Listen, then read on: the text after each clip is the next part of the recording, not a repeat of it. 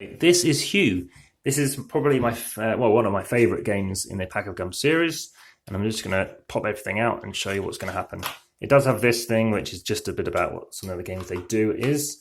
They brought out about 16 games. You can get a rather annoying case for it. So what comes in here? Plenty of different cards, and there's going to be some starting ones that you get as well. So here are the rules. It's for 2 to 5 players, so having 5 players is quite cool in such a tiny game. And it's 10 minutes long and 8+. Now, 10 minutes, yeah, I guess it's quite average. I think it's 15 minutes. Sometimes you can get it shorter. You can have starting cards. If it's got this symbol on the bottom right-hand corner, that's something that will be given out initially as well. You're also going to be giving out these poison cards as well. And the rest, well, they'll be able to take in a second. So, let me explain how the game works. So you're going to randomly shuffle and give one of these to each player. So say I've got that. You're then going to take one of these poison cards as well.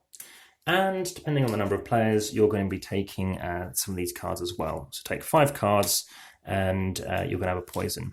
So we're dealing out 3 of these initially. That's just going to be our starting setup. And you put them horizontally or matching like that. Let's do it like this. Okay, so what's happening here is it's just showing us where we might want to get some points. So it's like that. Now, a negative about the game is, as with many games involving, I guess, tiles, as anything can happen with nearly any game these days, you can knock something, but for the most part, it works quite well. So we've got our starting hand of 5, and we've got poison. Poison basically can negate somebody from getting points. So you're going to be playing out all these cards, and you're going to score one of them at the end of the game. So you're trying to place out cards that help you with something else. Now, if you happen to score the largest area, which you'll be doing for blue, it's 1 point per area it touches. For purple, it's double, and for red, it's single again, so it's the same as blue. Each of these things is worth 1 point. A large area is worth 3 points. So for my first turn, I think I'll hold on to the poison. Everyone's going to be different, so different colour for different poisons. I probably don't want to score yellow in case it screws me over. I think there's quite a purple going on here. Let's keep hold of these big purples. Maybe not. Okay, so I'm going to play out this one down here.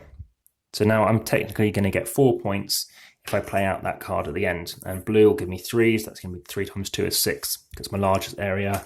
Yellow won't give me too much, but they'll go somewhere else. Then I play out another card. Well, that one is also quite good because it expands that, and that could be good too. You can't do a partial overlap though. So I'm going to go with that. So now I'm getting purple very big. Now somebody else, say it's their turn, I want to play out theirs on my behalf. They could do this. Suddenly my purple area, that's not too good. It's actually going to help me quite a lot. Maybe they play this. So if they play this here, suddenly they've screwed my largest area of 7 down to 3. So it hasn't helped me at all. They've realised I was probably going for purple, so you have to be careful how you do that. And I think, well, all right, then they happen to do this, and I say, oh, they're trying to go for yellow. I play this, which is touching yellow, which means this is worth nothing because poison's next to it.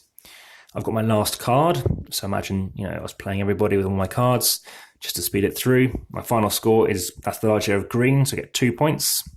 Blue, largest area is quite big. There's 3, there's 6, there's 5. So I get 2, that's 6, that's 8 points. And largest area of purple is over here, which is 6 times 2 is 12. So I think, from what I can recall, that was 20 points. So that is HUE. So you can continue playing. You'll be playing, obviously, all your cards out. But as an example, that would be scoring. A good score could be about 40 points. But it's a nice quick game. It's nice to see what people play and, how they interact and the certain things they do. Obviously, the starting setup's always different because you're placing out these starting cards as well.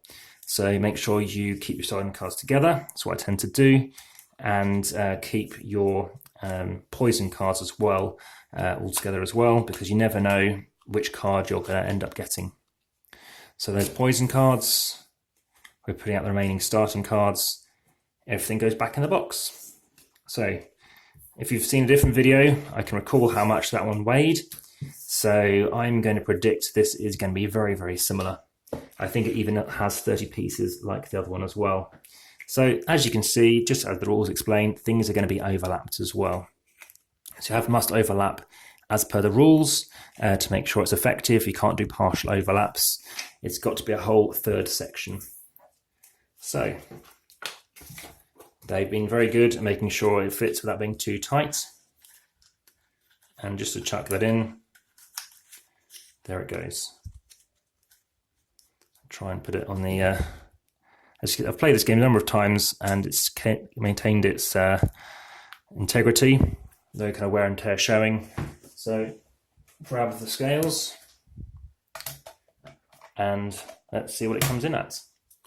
So 24 grams, I remember the other one being.